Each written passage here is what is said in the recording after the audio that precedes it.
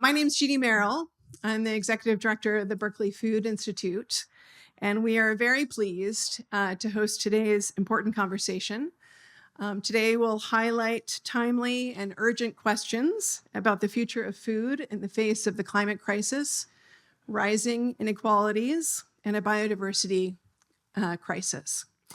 Some of the questions we'll address this evening range from, if the goal is to feed 10 billion people, should we ask the fundamental questions about what are we going to feed them? And at what cost to their health, their communities, and the planet's resilience? Are sustainable and healthy food systems that conserve natural resources and support thriving communities a pipe dream? Or a necessary radical shift? What is the role of government in securing a healthy and sustainable food system? We will discuss the latest science and practice of agriculture, as well as the policy and politics that shape our food and farming system. Today's speakers and our moderator, a science writer, a scientist, a national food correspondent, will no doubt use words this evening that are now on the list of words that can no longer be included in U.S. Department of Agriculture research and education grant proposals without risk of frozen contracts or losing funding. These words include equitable, diverse, climate science, carbon sequestration, and many more. But tonight we don't discuss federal funding. Tonight we discuss more fundamental questions. And we're grateful for our speakers joining us for an open dialogue about our most pressing climate challenge: how to achieve a resilient, biodiverse, just, healthy, and nourishing food system. I have just a few notes for us this evening. If you have a question you'd like to ask, we'll be passing around, if you didn't already grab one, we'll have index cards where you can write down your question. And then you'll be able to hand that to a Berkeley Food Institute staff person who will be sure to get that to our moderator. We do ask if you could just take a moment and silence your cell phones if you haven't already done that. We are recording this evening's conversation, and that recording will be posted on the Berkeley Food Institute website following tonight's event. I also want to thank our sponsors. The UC Berkeley School of Journalism has been a wonderful partner. Casa Sanchez, the Nell Newman Foundation, and the Tom Cant Ranch Educational Foundation. And next, I'm very pleased to introduce our speakers. We have Mike Grunwald, who's a best-selling author and former staff writer for the Washington Post, Time Magazine, and Politico Magazine. This summer, Simon & Schuster will publish his third book, We Are Eating the Earth: The Race to Fix Our Food System and Save Our Climate. We also have Dr. Tim Bowles, an associate professor of agroecology and sustainable agricultural systems in the Department of Environmental Science, Policy, and Management, and lead faculty director for the Berkeley Food Institute. Author of over 50 peer-reviewed articles, his research focuses on how increasing reliance on biodiversity can create productive, healthy, and resilient agricultural systems, drawing on agroecology, soil ecology, and biogeochemistry. And our moderator, Kim Severson, is a national food correspondent for the New York Times, previously the New York Times Southern Bureau Chief. She has won 4 James Beard Awards, was part of the New York Times team that won the Pulitzer Prize for coverage of sexual harassment in the Me Too movement, and received the Casey Medal for Meritorious Journalism for her work on childhood obesity. Please join me in welcoming our speakers and moderator.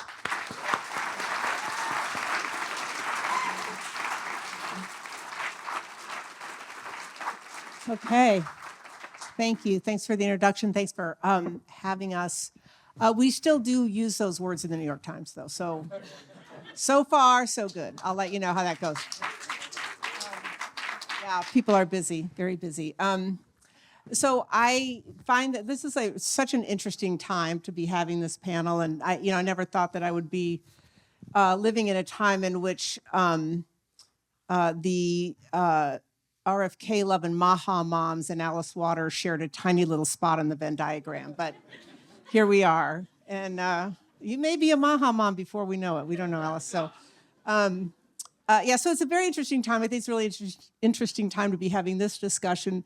Things are, we don't know where things are going. And in times of great disruption, good change can happen. All kinds of change can happen. And so I think what you two are bringing to the table here in the discussion we have, hopefully will be part of us keeping our eyes open a little bit, our minds open a little bit, and also standing up against bullshit. I would just, to use your word.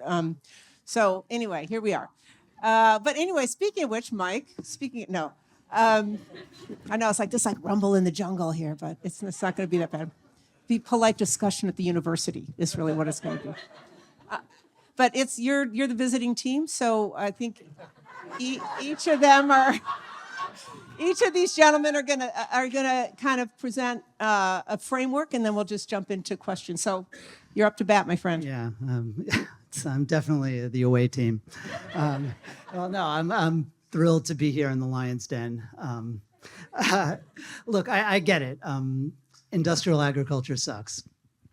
It abuses animals, it overuses antibiotics, it poisons our air and water, and I didn't come across the country to defend any of that.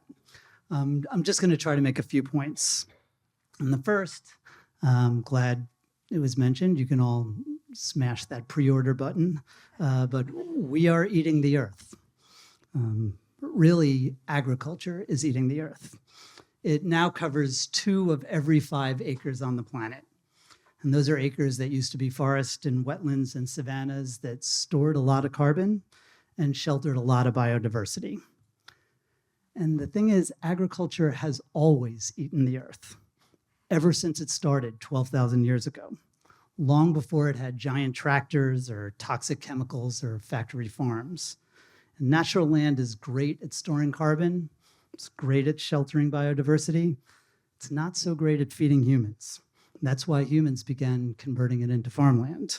They cleared a South America worth of wilderness before the Industrial Revolution even began.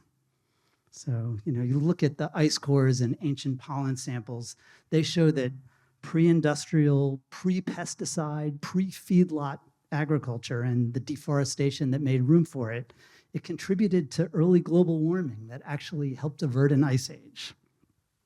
So I think maybe because Michael Pollan writes so damn beautifully, there's a lot of nostalgia for these small bucolic farms that America had before the Green Revolution's GMO monocultures and Haber-Bosch fertilizers, right? I think we all want to romanticize those proto-regenerative farmsteads like the ones Aldo Leopold wrote about in Sand Country Almanac. But, Leopold wrote pretty damn beautifully, too. And Sand Country is an elegy for the amazingly biodiverse natural prairie that those quaint farmsteads like his replaced. It's true, there are some environmental costs from turning those kinder and gentler and more diverse farms into big industrial farms, but they're nothing compared to the environmental costs of converting nature into farms in the first place. So, sorry. So we got to stop agriculture from eating the earth. It's now replaced 3 South Americas worth of wilderness, and that's a crisis. We can't keep expanding agriculture's footprint and shrinking nature's, not if we want a stable climate and a biodiverse planet. We can't keep tearing down a soccer field worth of rainforest every 6 seconds for agriculture. But we also got to eat. So we're going to need to make a lot more food without a lot more land. We're going to need high-yield ag, even higher yield ag than we have today. The math is really ugly. To feed nearly 10 billion people by 2050, agriculture will need to produce about 50% more calories and protein. And if current trends continue, even if yields keep growing at the same rate they've grown since the Green Revolution, we're going to have to deforest another 12 Californias worth of land. If yields don't grow at all, we'll have to deforest 36 Californias worth of land. So it's not a pretty picture. And in general, big industrial agriculture is high-yield agriculture. For all the problems with factory farms, one thing they're really good at is manufacturing lots of food. That's what factories do. Now, I've written about how some regenerative practices can contribute to kick-ass yields, and that's awesome. Like, I'm all for that.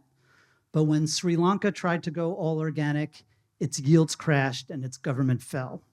I keep reading about how the future of grain is regenerative kernza, but its yields are 1/3 wheat yields. So it would need 3 times as much land to grow the same amount of grain. It would eat 3 times as much of the earth. All right, one last point. Some of you are probably thinking, look, we don't need more food. We just need to distribute it better, or waste less of it, or eat less meat, or stop using valuable land to grow biofuels. And we should absolutely do all of those things. But we haven't done any of them yet. And I don't love the idea of assuming we're going to start doing all of them to justify low-yield agriculture. A little more math. Even if rich countries eat 50% less meat, even if the world wastes 50% less food, even if we stop using biofuels, these are pretty ambitious ifs, we'll still need more food by 2050, and yield growth will still need to grow even faster than it's been growing since the Green Revolution. Not if we don't want to eat more of the earth.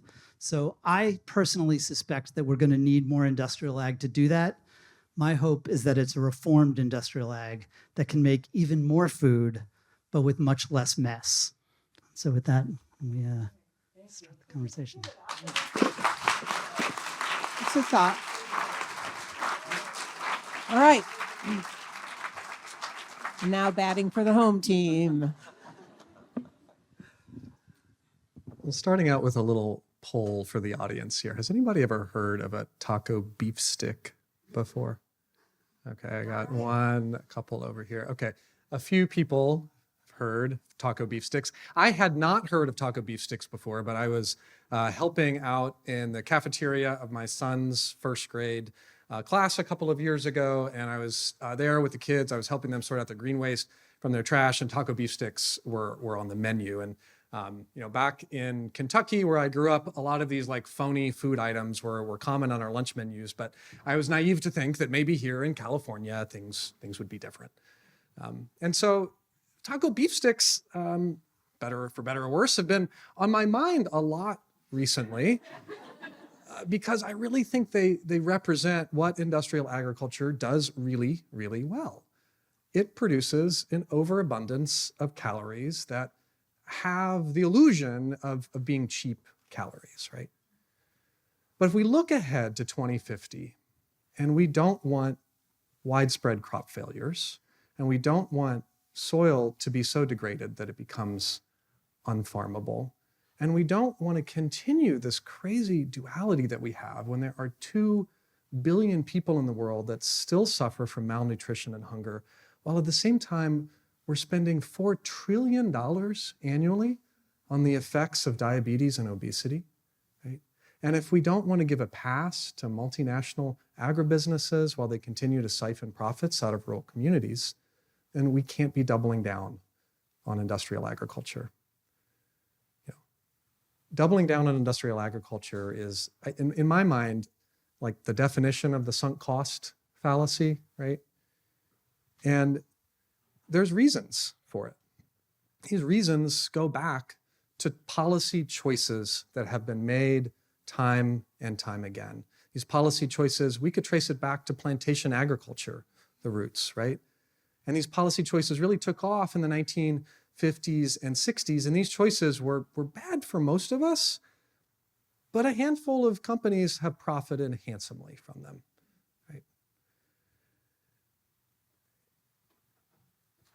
And these choices continue today. Because in the US alone, the food and agriculture industry spends more on federal lobbying than the oil and gas sector and the defense sector, right? So there's a reason we keep making these choices. It's using the same playbook that the tobacco industry used for years while it was killing people for profits. Now, I do appreciate a lot about Mike's arguments, actually. I think he has correctly identified that expansion of agriculture into rainforests, into peatlands, into other natural ecosystems is devastating for the climate, and that is not something that we can do if we want to tackle climate change. We also agree on a number of other things, how problematic biofuels are, right? But what I want to offer is that I think where we disagree is really kind of three pillars of the argument. First, that we actually need to increase yields by 50% by 2050. Two, that industrial agriculture doesn't currently feed the world and that we can't expect it to in the future. And three, that the idea of land sparing, or the idea that if we intensify yields with industrial agriculture here, it will spare land over there, that at best it's really complicated, and at worst sometimes it's kind of a fallacy. And I do understand these are complicated topics, right? And it can feel overwhelming, but I want to offer a different paradigm for how we can approach this. And agroecology is this different paradigm that can offer a pathway to climate resilient, productive agriculture that nourishes people. And it's already happening all over the world.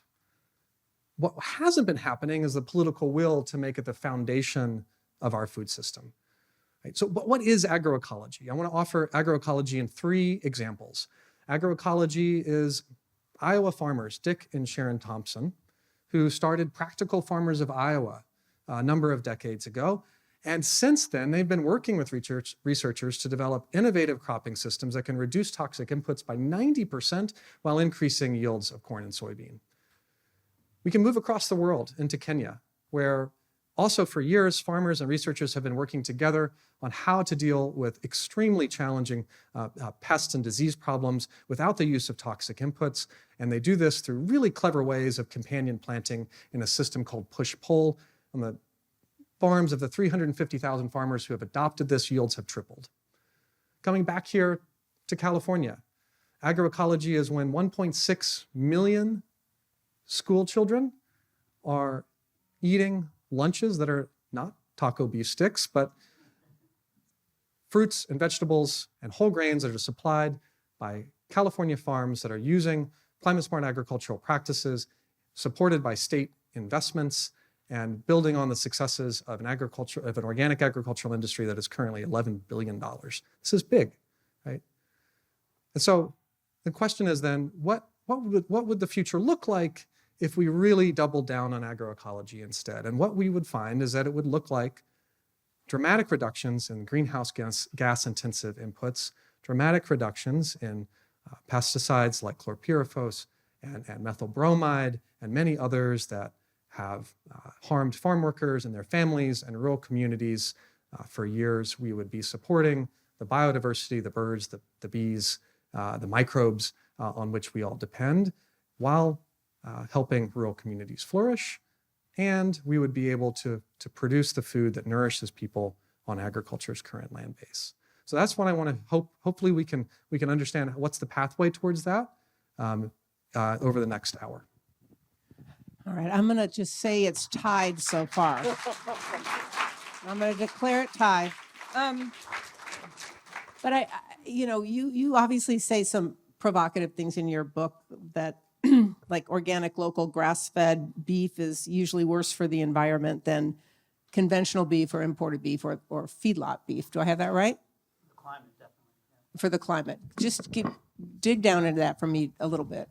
I mean, the main thing is, like, for one thing, feedlot beef, they are fed a lot faster, so they're alive a lot less long.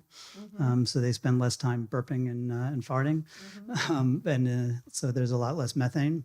And it's just, and again, this is, like I alluded to, I've seen some regenerative grazing practices that have been incorporated, and you see, particularly in Brazil, where you see some incredible yields, and that's awesome. It's usually not pure. It is not purely grass-fed. They're fertilizing the pastures, they bring them to feedlots, but they're doing a lot of regenerative practices, and that's been great.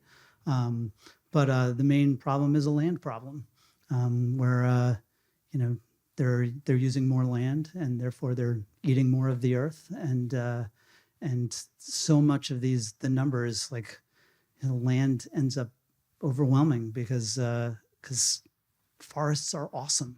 wetlands are amazing, not just for, the bugs and bunnies that love them, but for the carbon that they store. And if you have lower stocking rates, if if you're making less beef per acre, you're going to need more acres to produce beef. Mm-hmm. Do you have a counter thought to that? Well, I do, and I think we can't talk about the efficiency of beef production without asking why and are we eating so much beef? And I'm not going to sit here and say it's going to be easy, but It's kind of delicious. it is. It is. It would So be one trust me. reason, but Look, I cut out beef for climate reasons. Look. I did just I did. I'll start out by saying, and Robin, my stepmom, if you listen to this later, I would say this to you if you were here, but my stepmom is a person who's like a charred filet and potato kind of person. Like, it's going to be tough. I get it. But look, if we defend factory farms as the only way to meet demand for meat, it's like saying, don't we need Wendy's and McDonald's and Burger King because people like burgers? It's cravings don't come from nowhere, right? Demand is in many ways created through marketing, through subsidies, and through convenience, right? And so in many ways, I don't think it's not about feeding people, it's about feeding this business model. And I get it, it's gonna be hard, but and I know, Mike, you've dove deeply into this World Resources Institute report. I know it's been a lot. If we look in there, if folks cut 30% of beef around the world and shift to plant protein, those 2 Indias that you've mentioned, or however, 12 Californias, I think, we eliminate the need to expand land in that way. So I just don't think we can get into the nuances of the efficiency of beef production without naming, I guess, the cow in the room or something, whatever, right? So. Okay, well done. That's good. You should have my job. And I think you quoted a survey or a 2014 study that says that carbon farming essentially is very good for the soil, and it's complete bullshit when it comes to climate change. Excuse me, I just realized there's a kid in the room. I'm so sorry. Go back to your taco beef stick. It'll be okay. I know, I'm sorry. I just looked up when it's really bad when you cuss, you look up when you see a child. Anyway. But so explain that, and I'm actually interested in hearing both of you talk about numbers, because for those of us who try to figure it out, we're like, so if we put this much carbon back in, that'll save this percentage of greenhouse gas. And it's this like elaborate formulas that I frankly feel are kind of made up, maybe because I don't understand them. So let's talk about that. Like, you guys you're throwing out a lot of numbers. Let's talk about like carbon renewal now, or carbon farming. What gives? Mostly bullshit, I think, has been my take on it. Well, look, like if you see Kiss the Ground, right? They were Woody Harrelson, he kind of just like in this like stoner voice, he's like, dude, I want to kill myself, we're all gonna die. And then he's like, no, but it's great because we're gonna reverse global warming by storing all this carbon in the soil. And literally the argument of this movie, which was also the argument of the Group 4 per thousand, which has it was endorsed by the World Bank and the UN and 40 nations, was that by just improving the way we farm, we're going to store all the carbon like that all the world's fossil fuels have put into the sky. It was based on some absurd, Rodale Institute science, and that even the kind of regenerative advocates have kind of backed off that.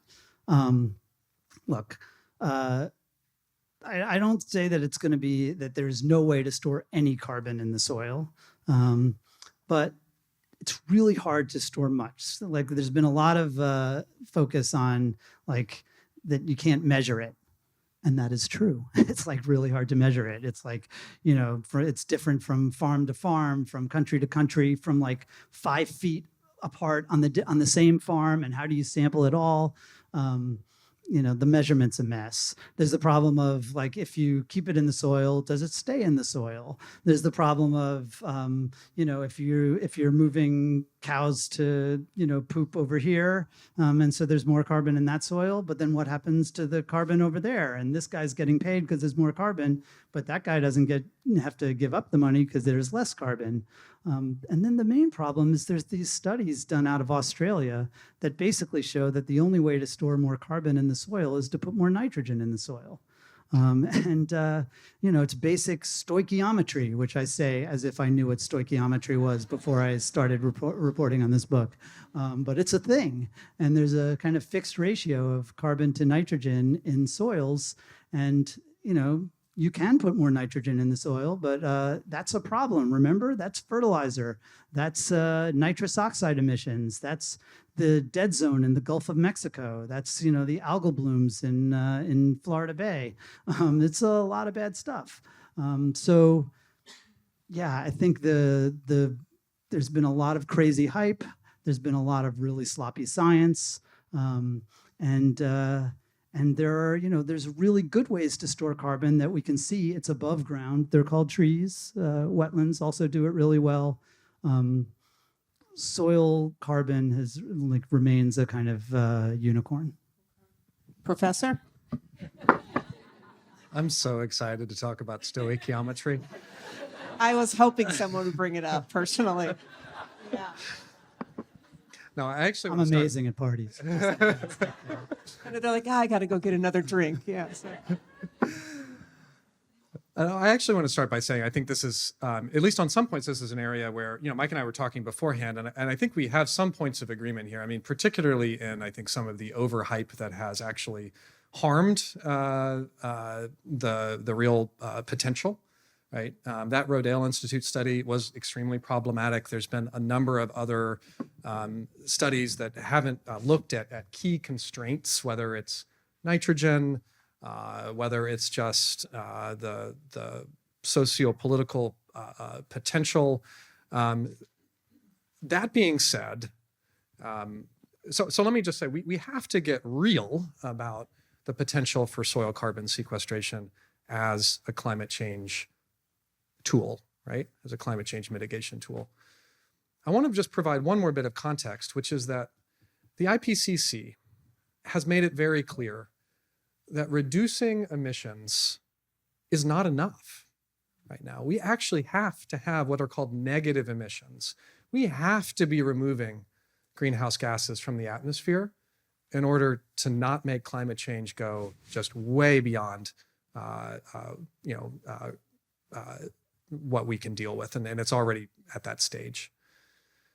So these natural climate solutions, whether it's forests or soils, peatlands, wetlands, they have to play a role, and we have to know how much. So I'm not going to get into every single point, but I want to get into a couple. Wait a minute. Do you want us to get that? Sure. Okay. Let's just take, I'm going to make, let's see, maybe 2 or 3 points here on the nitrogen question, because this is an important one. Let's do some math. I know, Mag, you've said you're a math guy. I like math. The ratio of carbon to nitrogen in soil is about 10 to 1 on average. Let's just say this for simplicity. Every 10 atoms of carbon, there's about 1 of nitrogen. On average, and then I'm rounding some numbers here, but we apply about 0.1 gigatons of of nitrogen annually in agricultural systems. It's a little more than that, but let's just say 0.1. Right? About 2/3 of that is lost to the environment, right? It ends up as N2O emissions, it ends up as nitrate leaching that fouls waterways, et cetera. So we have a tremendous amount of nitrogen that actually is just leaving this, right? So if these agricultural practices can soak up that excess nitrogen, which is what a lot of them do really, really well, like cover crops, for instance, then we, even if, let's say we captured half of that, we're capturing about a third of the nitrogen that's lost. Let's say this gets us to about 0.3, 0.4 gigatons of carbon annually, right? And emissions this year are, I'm rounding again, about 15 gigatons. From ag. No, total. It's gigatons of carbon, not gigatons CO2. Sorry. Thank God I was. Yeah, I know, right? Everybody was on the edge of their seats, right? It's about 55 gigatons CO2, right? Okay. Whew. I know. The math here is, the point is, I'm getting to it, I promise. Point is, it is not a negligible amount. Even with the nitrogen problem, it's not a negligible amount. The one more point that I'll make is that there's a synergy between increasing soil carbon and dealing with some of the challenges of climate change, weather extremes like droughts and floods. In my own lab's research, what we showed is that increasing carbon with cover crops actually also leads to yield increases when soil carbon is low, which often happens on degraded agricultural land. So there's also this synergy between increasing soil carbon and dealing with this yield problem. So we do have to get real about it, but there is potential. Let's switch for a minute from our math lesson to our civics lesson. So let's talk about the government's role in some of this, right, and policy, because we obviously are in a time of great change when it comes to the direction of the government and these kinds of issues. And I think the Partnership for Climate Smart Commodities program, which was about a $3 billion program, just got slashed. And I think the idea was that would have removed maybe 60 million metric tons. It helped 60,000 farms. Well, again, it's the Green New scam, right? So is this your position? Like, was that money? Was that a good move to remove that money? I mean, it's funny. This is, when I was working on this book, of course, I didn't know who was going to be the next president. And I'm writing about some of this climate smart ag stuff and, to answer your question quickly, there's actually some really good stuff and some that, I think is mostly bullshit. Mostly the soil carbon stuff that's, by the way, mostly being run by like Archer Daniels Midland and JBS and Tyson, and then they're putting their happy seal of good housekeeping from the USDA, like we're climate smart beef and things like that. I think a lot of that is bogus. I should say there's a lot of really good stuff in there, including, by the way, measurement, a lot of money for measurement that we desperately need because so much of this is just people talking out of their butts. But also there's good stuff in there for reducing nitrogen and methane emissions. Like I talked to a rice farmer who was got the grant, did the practices of basically changing the water management on his land and has reduced his methane emissions by half. And there are like 400 million acres of rice fields in the world, and that's 10% of agricultural emissions. That would be a really big deal. But of course, so that's the sort of thing we want to be climate smart. So I don't like the idea of somebody coming out and saying like, this is a scam. Like, why would we care about like agriculture being climate smart? That said, I think, Tom Vilsack was obsessed with this idea of soil carbon. And I write in the book about how there were actually some people in the Biden White House who were like, hey, we know how to do nitrogen and methane, focus on that instead. They didn't really win that fight. So, you want to jump in there too? I mean, do you think, he was quite a hero to the movement and to farmers in a way. Tom Vilsack was, for a old white bureaucrat, but I think it moved the needle, right? And so obviously you think government, like our government now, can actually help or hurt what's happening out there, right? So before we get to you, so you're the new ag secretary. Where are you going to spend $3 billion? I mean, what would you do? I mean, of that, of that particular money, I think the idea Any of like, three, I'm just saying, where would yeah, you spend no, the but I mean, like the idea if you're just, I think like focusing on methane, like it's a lot of unsexy stuff where you'd want to do a ton of research into better manure management, biological nitrification inhibition. Like I'm really the coolest dude around. I mean, there's just all this, turning, like, can we turn like crop residues into usable animal feed so that we don't have to use as many acres to grow? I mean, these are things that can really move the needle. But instead, I think, too much of it was, going into like, soil carbon, anaerobic digesters that, I talked about how there are like 20 different ways to manage manure that can really, in pretty cost-effective ways, reduce your emissions. And one that is pretty clearly not, and that's the digesters. And of course, that's the one that's getting all the funding. So I think that there really is it's not that like, this is all crap, like the government, why should the government be involved? Like we kind of know how to, like, I'd like to see Brazil do even more for more intensive pastures, they have degraded pastures where you cut down huge swaths of the Amazon and then you just hardly have any cows on them. If you have 4 times as many cows, you need 1/4 as many land. I think those are the kind of things that, with not that much money, you can really move the needle. Okay, so now you're the ag secretary. How do you feel about the way money is getting, they just, I think, paid $10 million to bail out the farmers who are getting screwed on the trade deal. That's a lot of money. And they cut, I think, $1 million for the local food initiative that was happening with a lot of farm to school. Billion. It was a billion. I meant billion. Thank you very much. I've got this. I really, trust me. I did mean billion. So you're the ag secretary. What are we supposed to spend our money on? I'm going to flip it around a little bit and say what we need to not be spending our money on. The biggest subsidy for industrial agriculture is crop insurance. And it's crop insurance for commodity crops by and large. It is the biggest giveaway. It has grown in size 500% in cost since the early 2000s, about $20 billion in subsidies. Without crop insurance for commodities like corn, soybean, this industry would not be able to farm the way that they do, right? In many years, they depend on these subsidies. We are going to have increasingly stressful weather. We can point, 2012 was the enormous drought. Yields declined by, on average, 25 to 30%. It's a $60 billion economic impact. 2019, massive floods. These are the types of things that are going to get more and more common.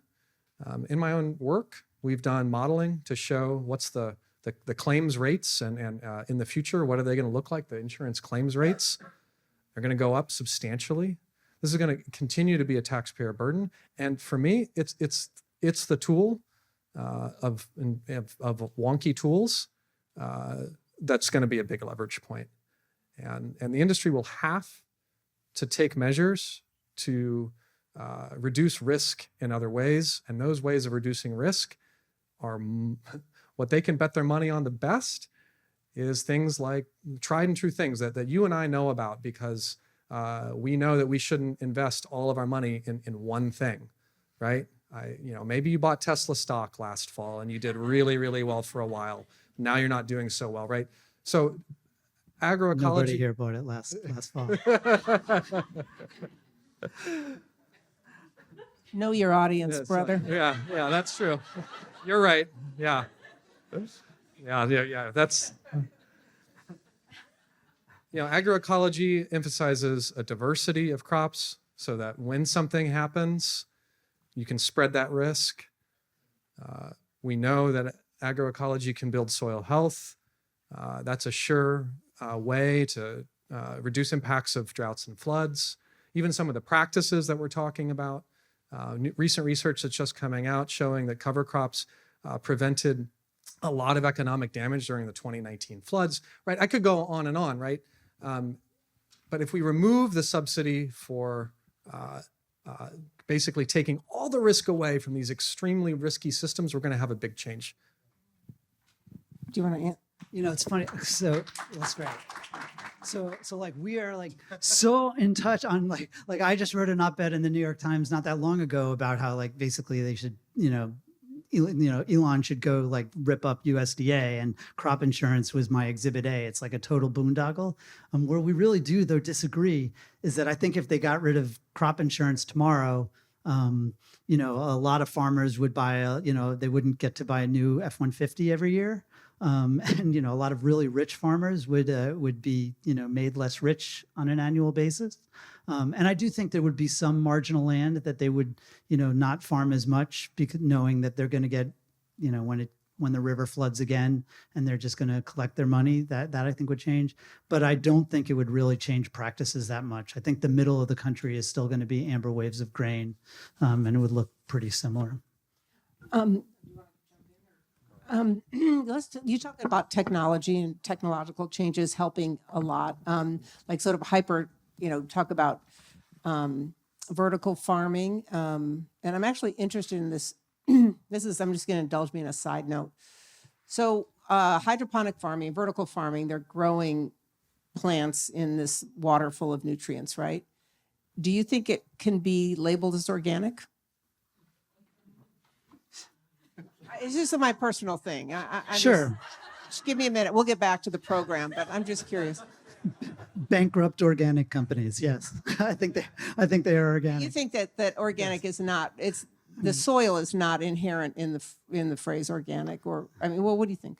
Yeah, I don't think so. I think it can be called pesticide free, right? And I think you could not call it organic because it doesn't have soil. No, yeah, exactly. I think it's counter to the both the philosophy and the practice of organic agriculture, to which the continuation of soil and its regeneration is really at the core. I'll defer. So pesticide free is. I'm with you then. Okay. So they agree. Do you think that technology and things like vertical farming, CRISPR, gene editing technology? I've seen some great examples of some gene editing technology that makes blackberry bushes without thorns, so that can grow taller. They don't take as much space. You can get more, apples that have some sort of built-in kind of sunscreen for Washington, apple growers who are dealing with having to put, climate change, having to put tarps over all their apples. So is technology a way out of this? Like how we grow food, can we stay ahead of it if we're going to, we see that it's obviously coming. It's changing how we farm. How important is, kind of trying to stay out in front of all of this through technology, either how we farm and also the actual gene editing? Technology can play a role, but it has to be the right technology, right? Agroecology is not anti-technology. CRISPR is the nuclear fusion of technology. It's always it promises the world, and it is always 10 or 20 years in the future, especially for complex traits like drought resistance, right? It's also the return on investment is very, very uncertain. It's a tremendous amount of private capital that goes into it. Why? Because these are patentable, right? It's like cellular meat, same sort of issue, right? Yeah, in a different way.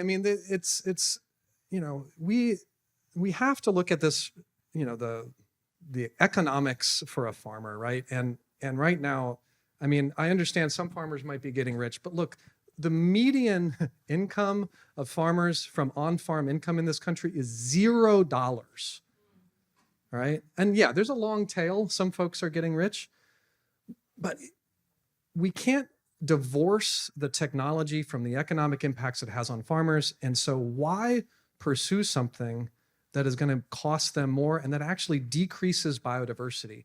We have tried and true ways that have great return on investment for producing crop genotypes, crop varieties that are the ones that we need in the future.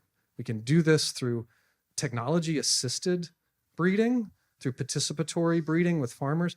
So I could go on, but I want to just make the point that it has to be appropriate technology. It has to be technology that actually enhances a farmer's autonomy from input suppliers, so that they can make more money, right? And and we could go into examples of that, but I'll pause there.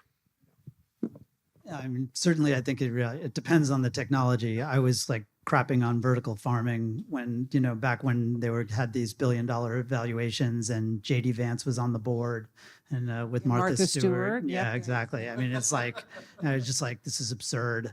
It might be good for lettuce, but it's not going to solve the food problem. I think vertical farming is interesting in that it sort of it's a solution that illustrates the problem. Like you want to do it indoors because the outdoors is such a mess, right? It's so hard to farm outside. It's like, there's night, there's weather, the birds poop on the crops. It's like, you can see this is why farming is really hard. But vertical farming is not the answer. CRISPR, I think that's really exciting. I think, you look at what they're doing at the University of Illinois, where they're trying to reinvent photosynthesis.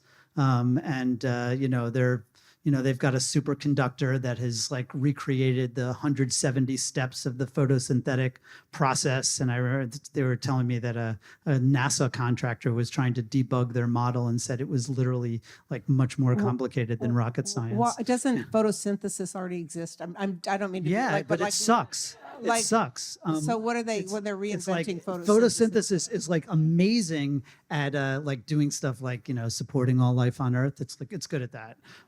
No one likes a smartass, my friend. It's really good. It is really good. But it's incredibly inefficient. And what are they going to do with it? And so here's like an example is like when a cloud comes overhead, like photosynthesis kind of shuts down, and it's very slow to start up again. It's kind of like when you're like in like the bright lights and you come out of the dark, and then and your eyes are slow to adjust. And they've found the genes that kind of get it to basically get going again faster. And that's very exciting. The best example is that Rubisco, which is the most, it's the protein that's in photosynthesis. It's the most common protein on the planet.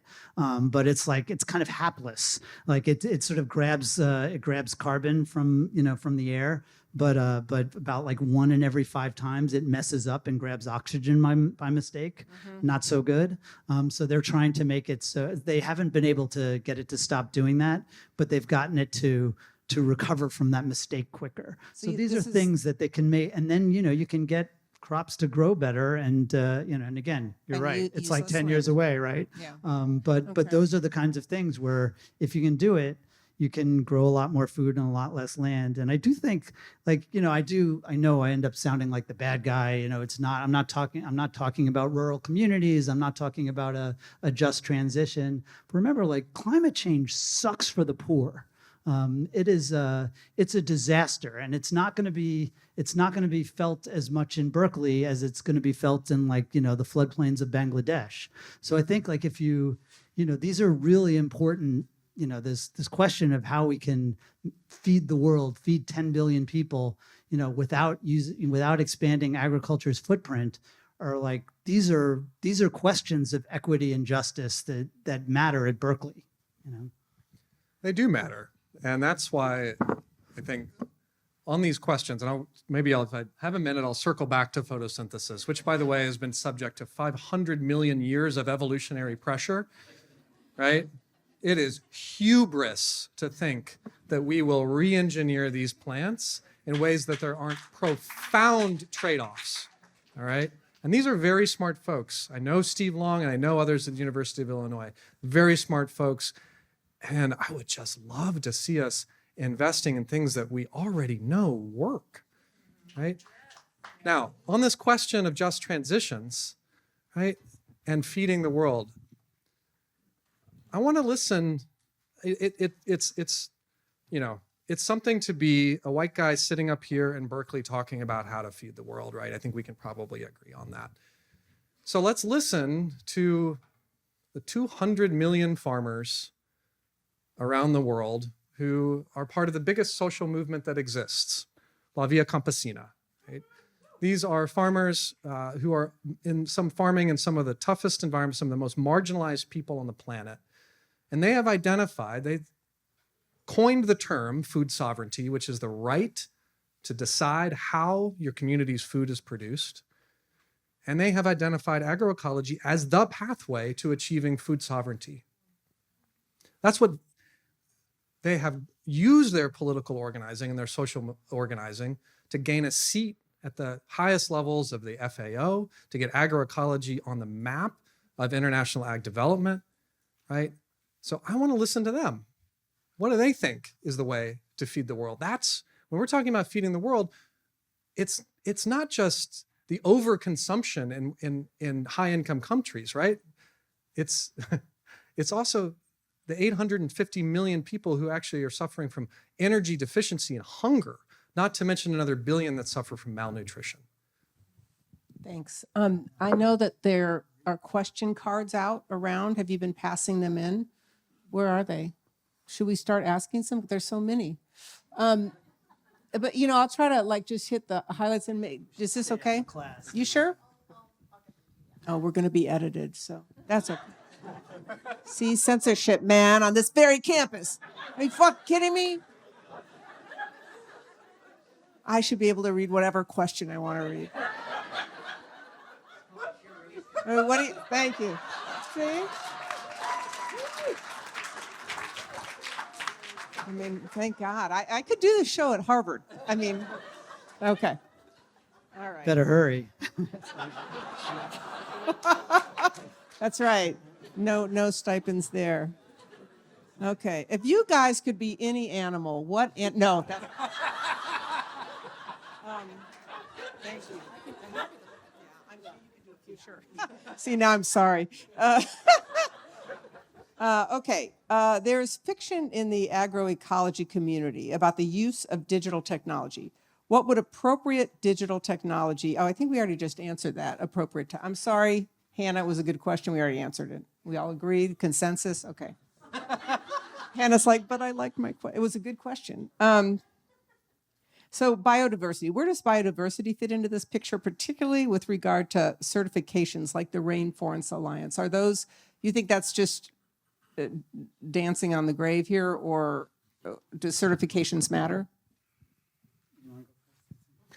They didn't sign it. I think good governance matters when it comes to the expansion of agriculture. We can, regardless of if we accept, Mike's position that land sparing is a thing, it depends on good governance. It depends on governance in the rainforest, in these areas where to actually prevent agriculture from expanding. And much of this expansion, some of it is smallholder farmers, often after they've, a lot of it is land grabs, right? And a lot of this is actually fueled by the very system that they're in. So yes, I think certifications, when it comes to if it has good governance associated with it, I think that's important. Yeah, I mean, one thing I will say is that these are complicated. It's a wicked problem. You increase yields in a Brazilian, for a Brazilian farmer, and his first instinct is like, great, now I can go tear down more rainforests, right? So and make Grunwald look like an idiot because he's saying we need higher yields to save the rainforest. But what I will say is that so yes, governance is really important, but this is in the global scale, there is a huge demand and supply issue, and I don't have great faith in government. If there's going to be demand for land, the forests are going to come down. We saw it, and I remember the first time I went to Brazil in 2008 after the U.S. passed its crazy biofuel rules. And everybody was like, awesome, grain prices went up, and they're just tearing down the forest. I think it's limiting the demand on the demand side is a prerequisite to protecting that biodiversity. And then the other thing I would say about biodiversity is is that there's kind of on-farm biodiversity, which is important.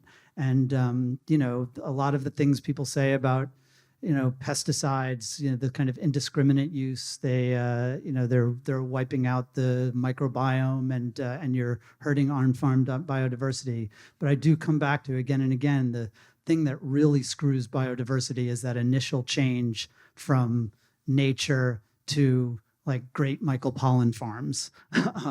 You know, that's when most of the diversity is lost. And I do think that's where we need to focus on, you know, protecting biodiversity is in nature, not just on farms. And I think a couple of questions here were about this. Maybe we need to, like, a lot of local food gets grown and sent to schools. I mean, we have systems that kind of work. You know, I can get, and this was not going to be true 20 years ago, but I can get local Georgia grown satsumas at my Publix, which, I mean, I think when all this, you know, we were reporting here 25, I couldn't have imagined that that could happen. And it's, you know, it's thriving. So there are these food systems that are working, the kind of ag in the middle sort of thing. There are people growing, maybe they're using some pesticides, maybe they're not, but they're growing pretty good watermelons in Florida, and then they move up and grow them in Indiana, like as the weather changes. And, you know, that some of this is working pretty well. So it seems to me that we're talking about big system changes and looking at this, but isn't it really like we were talking about a little bit more like blockchain? Like, don't we need to look at lots of different food systems? And some of these are working. I mean, why can't, you know, the system that gets me local satsumas at my Publix work all over the place? Like, why can't local food just work? Why not, you know, like, why not take that model and just make it work in communities everywhere? Well, because we're going to need 21 quadrillion calories in 2050, right? And I get it that it's sort of like, you know, we just need to do a better job distributing it. We need to waste less. But those are sort of like, you know, it's sort of like, oh, we don't need to stop smoking. We just need to get more exercise. It's like we gotta do all the things, and part of that is we're gonna need more food. It's a little bit like the nitrogen thing. It's like, yeah, like, we know that half of it is wasted every year, but it's like advertising, right? Like, we just don't know which half. Yeah. It's not easy to. It's like you can't. It's like that underpants gnome thing, right? Where it's like, you know, ... profit.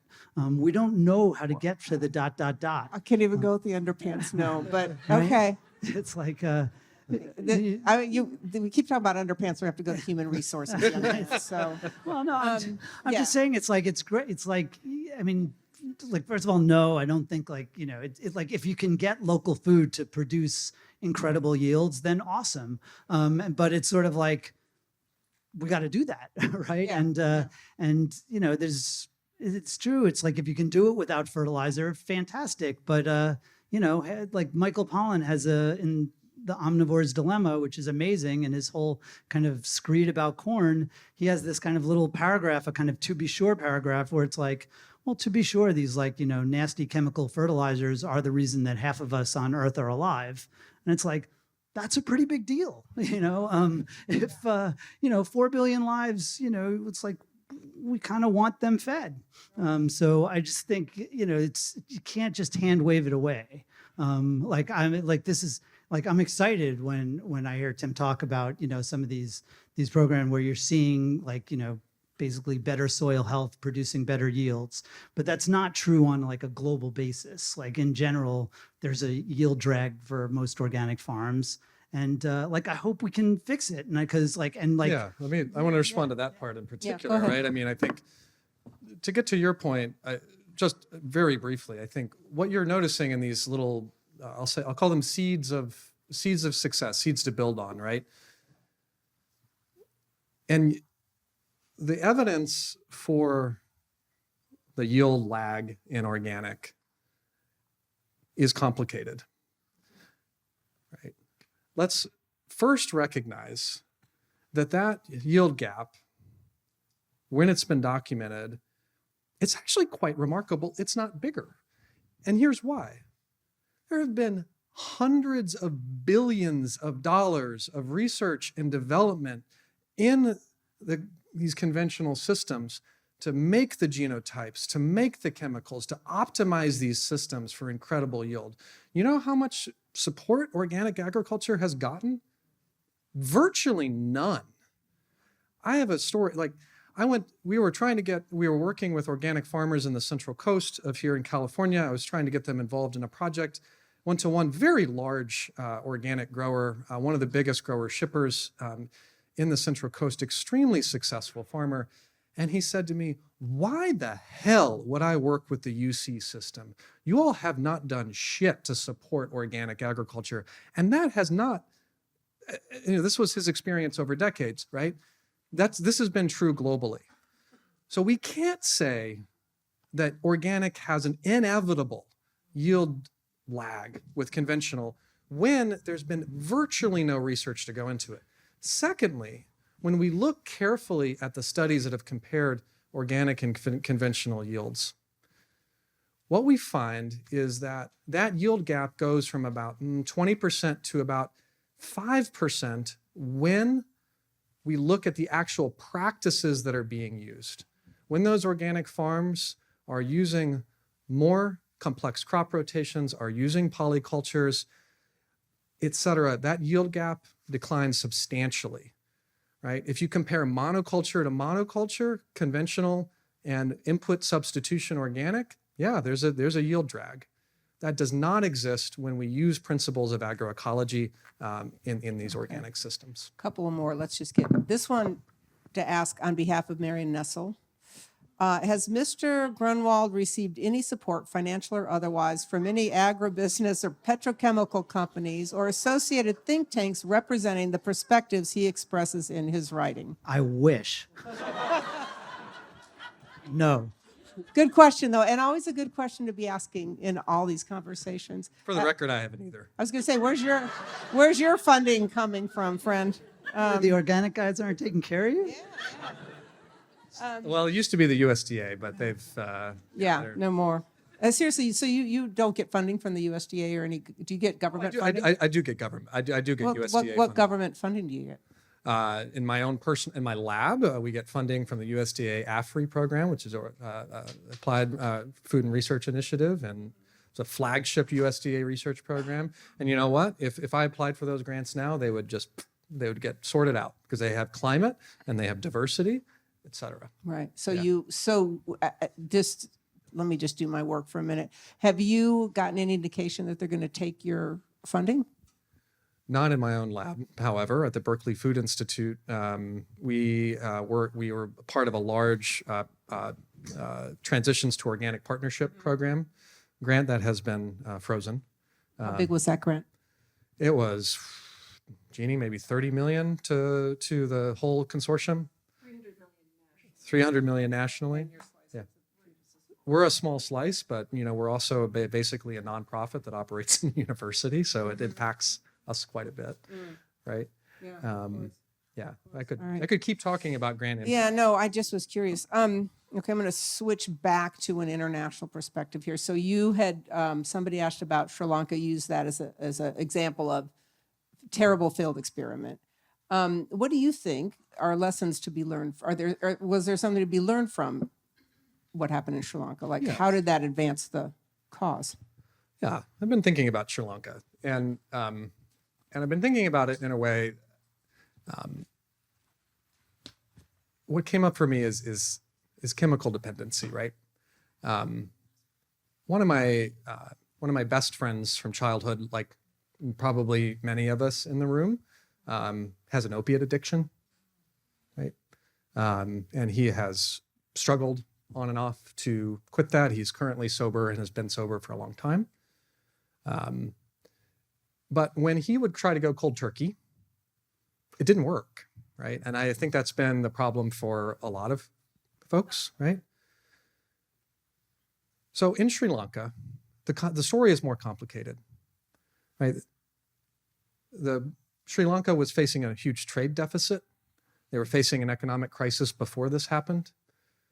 The president stopped imports of fertilizer to reduce the trade deficit, not from a philosophical commitment to organic agriculture. So farmers had no off-ramp. They quit cold turkey from fertilizer. Any organic farmer will tell you, any organic certifier will tell you, it's a 3-year transition period minimum, right? You have to transition these systems. And so to me, the Sri Lanka example doesn't say much at all. An example that does say something to me is, I think, one of the most very fascinating and admittedly complicated movement in India right now called the zero budget natural farming, happening mainly in Andhra Pradesh. It is, Indian farmers since the 1990s have faced 300,000 suicides. It's devastating. And these suicides are based on cycles of debt. As these farmers are forced to purchase inputs to grow commodity crops, in which case they're subject to global economic demands, they get in these cycles of debt and they can't pay. So what the zero budget natural farming movement was about was, let's not purchase these inputs anymore. If we use locally available resources and principles of agroecology, we can have a zero budget farming, meaning we're not purchasing inputs. 600,000 farmers have adopted this system, and it's growing. The state is committed to it. And so this is an example that I would point to around, like, this is what happens when there's a movement in place, when there's institutional support, when it grows over time, when there's farmer-to-farmer knowledge sharing, when it's locally adapted, right? So we can't be using straw men to talk about what is the potential here. Do you want to rebut? Sri Lanka? Look, I think there's a little bit of a, communism hasn't failed. It's just never been tried to some of this. And also, it's also true, right? Like I can pull out examples like Zambia, they did a conservation farming effort that the farmers just didn't like and abandoned. But I've heard that they didn't do that particularly right either. This stuff is hard. One thing that we haven't talked about in the big picture, there's an underlying current, and you talked about it with the dependency, that kind of the green revolution was a mistake. That the seed, the GMO seeds, first the hybrid seed, the fertilizers, the chemicals, that it wasn't a mistake. But we do know that it did triple yields. It tripled, crop and livestock yields. So that we do know that before it, people were predicting that there was just going to be perpetual famine, and it didn't happen in the way that it was predicted. There were bets made and the bets were lost. And so I do think it hasn't solved anything. And agriculture and industrial agriculture makes a huge mess. And it's a water pollution mess and a water shortage mess. So we've gone through a lot of the messes. And there's still deforestation despite all this, these yield advances. But I do think if we hadn't had the yield advances, we would have had 3 times as much land, that we've used since the beginning of the Green Revolution, and we would have had a lot more hunger. So I do think, the Sri Lanka, and I'm perfectly willing to believe that this was done in a haphazard way. And I've seen regenerative practices that are as part of a system, that not a purely regenerative system, but that absolutely were part of a very robust, yield, very productive farms. But since I'm really focused on how are we going to stop this eating the earth problem, how are we going to feed the world, I'm really nervous about we're going to start by something that does historically have yield drag. Okay. All right, you get it. And I have one last question, but jump in there for a minute, and then we're... There's so much to say. Right. Just pick one thing and say it. Yeah. Look, we cannot accept that the only inevitable course of history was the Green Revolution. The Green Revolution happened because of choices. It happened because we did the Green Revolution in this way because we were coming out of World War II and chemical companies needed somewhere to sell their products, right? Munitions companies needed to make, instead of making bombs, they needed to make fertilizer. War machine companies needed to make tractors. There was a reason we intensified in this way. We could have had a different path that would also have led to yield gains, but in a very, very different way, right? And so we cannot accept the historical trajectory as the only inevitable one. All right. So this is a little bit of a bigger a shifting gear question to end on here. And I think a lot, you talk about the intensifying farming in like Africa, for example, and it becomes very much extractive, right? It becomes kind of a new colonial sort of thing. They're extracting, they're getting, at the expense of local food and local farmers. And I guess what I'm trying to say is the idea that if we just farm more to make more calories does not necessarily mean all that product is going to feed people, right? I mean, this is an inherently unbalanced system. So the question to both of you, is there a moral imperative here to do this differently? Maybe culturally there is, but certainly are we obligated to look at agriculture and look at the impacts of all the things you're talking about from, what is right and what is just? How much does that play into this equation? And we're talking about food, right? There's nothing more sort of spiritual than, feeding ourselves and feeding each other. So where does that bigger question fit in? I think it's clear. I mean, how could we not make a moral choice?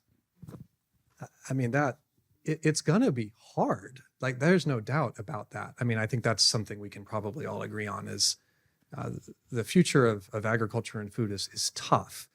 But the notion that we accept that the clean coal of agriculture is our future, that we can make this system a little bit less bad, right? While we know that it's still going to be doing what it always has. It's going to be fouling our air and our waterways. It's going to be impoverishing rural communities. And so to me, it's, agriculture, the word agriculture, it has culture embedded in it. Agriculture is a mirror to us, right? What do we want to look in the mirror and see? And I know that usually the home team bats last, but since you're the guest, and then I think this will be our last comment. I think we need to wrap up, but tell us. Everybody's been very nice, I should say. By the way, I saw all the Berkeley against Berkeley. That's fair. I saw all the Berkeley against hate signs outside, and I was like, oh, thank God.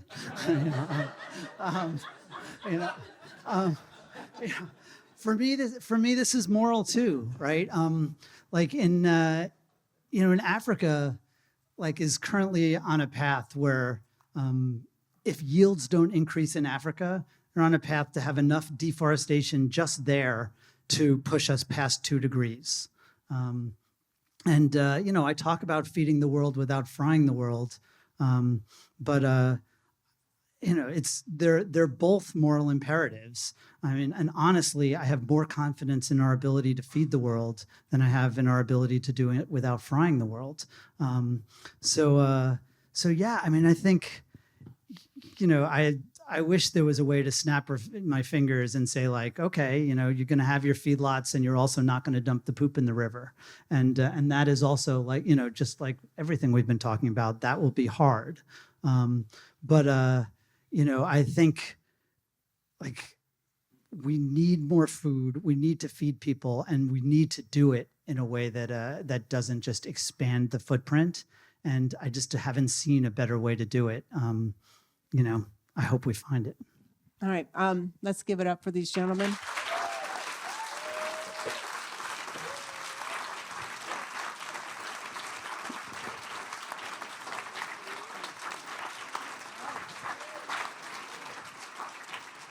And that's it. It's a wrap. Thanks, everyone, for coming.